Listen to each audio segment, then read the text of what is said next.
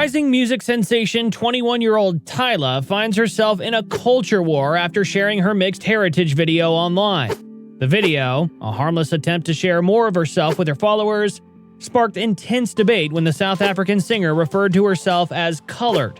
In the clip, Tyla is seen wearing traditional South African attire, a beaded necklace, with her hair tied in Bantu knots. She says that she comes from a lot of different cultures.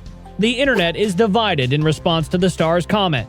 On one hand, in South Africa, the term colored is an established identity with a history of pride and community. Some netizens appreciate her taking pride in her culture and sharing it with the world. On the other hand, responses are not so kind. Many internet users, especially from the US, express their discomfort and anger at the use of the term. Why? Because in segregationist America, the term colored was used to separate white people from black and is now seen as a slur. Let's take a deeper look at how this simple term could ignite such backlash. To understand why this term created controversy, we need to rewind back to the Jim Crow era of the late 19th century America, right after the abolishment of slavery. Jim Crow laws were state and local rulings in place to enforce racial segregation in the U.S. At every turn, black people faced division to mark them different from the whites.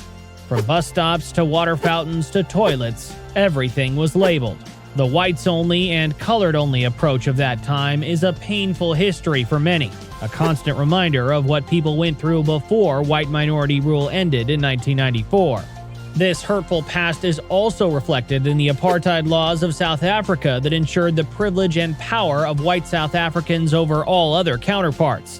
In 1950, the term colored was legally introduced by the Population Registration Act, where each person was supposed to identify themselves from the following categories: white, black, Indian, or colored. It was followed by a division of these races into residential areas, which reinforced the segregation similar to that of the Jim Crow era in the U.S. The colored community comprised 8.2% of South Africa's population. Mariki de Klerk, the wife of South Africa's last apartheid president, talked about the colored community, stating, "They are the people that were left after the nations were sorted out. They are the rest." This meant the colored people were a mixture of several races, including black, white, and Asian, and couldn't be categorized as one of either. This painful history of division and otherness was instead adopted by the colored community and seen as the unifying factor between those born of diverse origins. It now has a history of rich culture and a strong sense of community, much different from the US view of the word. This is why Tyla's comments had such varied reactions. South African radio host Carissa Capito, who interviewed the singer a couple of years ago, commends her for using the word, describing her as tangibly colored. Capito grew up in a color-dominated residential area of Mitchell's Plains in Cape Town. She expresses her delight at seeing the rising star break barriers and bring pride to her South African roots. She states her conflicting experiences with the word, but emphasizes that she has now embraced, accepted, and celebrated the talk. Capito says, "I am excited for the next generation of colored girls to see Tyla and draw inspiration and hope from her representation." Capito is not alone in her support. Many colored women have come out to express their joy and support for Tyla. Lindsay Ebony Chattel, the co-author of Colored: How Classification Became Culture and graduate of Columbia University, states she felt similar alienation when she introduced herself as colored on her first day at university. She speaks of how she was forced to defend her identity after the reaction of her American classmates and how difficult it was to try and make others understand her culture while also taking care not to disrespect their history. "I understand it is a slur, but that's not the only story here," Chattel says. She also talks of the dangers of trying to set an arbiter for when it came to being black, stating that there is no single way of being colored. Many South African experts also warn of the implications of trying to mold Tyla to U.S. standards and erasing her own experiences in history. They strongly caution against the imposition of American-only perspectives on the singer and stress the importance of respecting Tyla's word choice of identity. However, many U.S. citizens disagree. One user on X, previously Twitter, warns, "We are not going to call her colored here, and if she personally demands it, her career will end before it begins." They also elaborate, She's trying to cross over into an American market. She won't be able to use the word here. She can use it somewhere else, though. For many Black Americans, the term sparks memories of sanctioned racism, lynchings, segregation, and terror. Arianette Nettles, a professor at Northwestern University, stated that the classifications used in South Africa only labeled people based on their whiteness, which was essentially racist. The idea of more proximity to whiteness was a way of separating people, says Nettles about the term colored.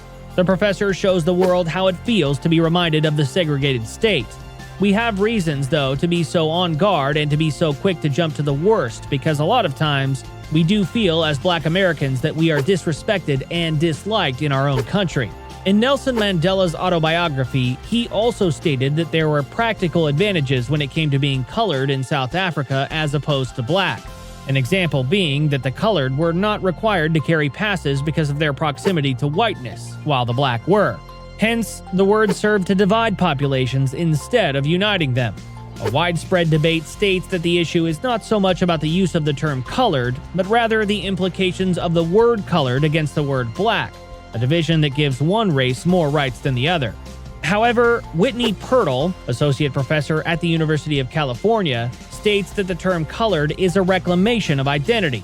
Colored South Africans and Black South Africans in South Africa endured an extreme amount of racism, she elaborates. It permeated all aspects of their lives. And so for some coloreds now, it's sort of reclaiming the colored identity as something that has persisted, and that is not anti-Black. She emphasizes her point by drawing parallels from the Black American experience. For some people, being African American was the right and respectable way. And now we're like, no, we're Black, the professor states. Blackness means something to us. And I think the same thing is happening with the colored category that I think should translate across borders. Michael Morris, head of media at the South African Institute of Race Relations, stated that the colored community is quintessentially South African. The community was a mix of many races, and thus derided and often dismissed by the apartheid state obsessed with categories. He states there is no room for criticism of how Tyla chooses to identify herself. It is simply up to Tyla to say who she is and what she wishes to be called. It is nobody else's business. Capito also agrees with Morris, disgusted by the scrutiny around the South African singer's identity. I find it so disrespectful. Do not undermine someone's way of life just because you do not understand it, the renowned radio host says. Those who are scrutinizing and criticizing Tyla about her heritage, she says, are also erasing and dismissing my existence and my family's existence, and the way we understand, perceive, and navigate the world. Many colored people echo these sentiments, stating that defending their identity has been a constant struggle even before Tyla's statement. Tessa Dooms, the second co-author of Colored, reflects this by saying, "We are fighting for the legitimacy of what we have built, what we have created, the culture we have made." Dooms goes on to directly address the U.S. citizens raging against the young singer. To have the audacity to question somebody's self-identification and replace it with your own, that's ridiculous. You are not progressive. Professor Nettles emphasizes on uniting during this time rather than dividing further. Now we're seeing more of a connection of oppressed people from across seas in a desire to understand what is happening to other people, and finding sort of similarities in what some of that oppression looks like. It is becoming a time where, as we knock down a lot of these walls with the help of technology, we are able to really connect and see ourselves and other people in other places in a way that maybe we just did not before.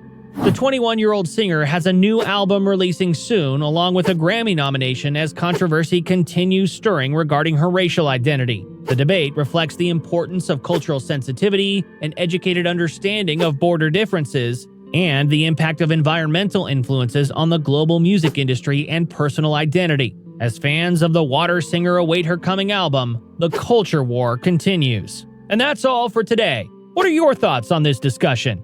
Do you think Colored deserves the backlash it got?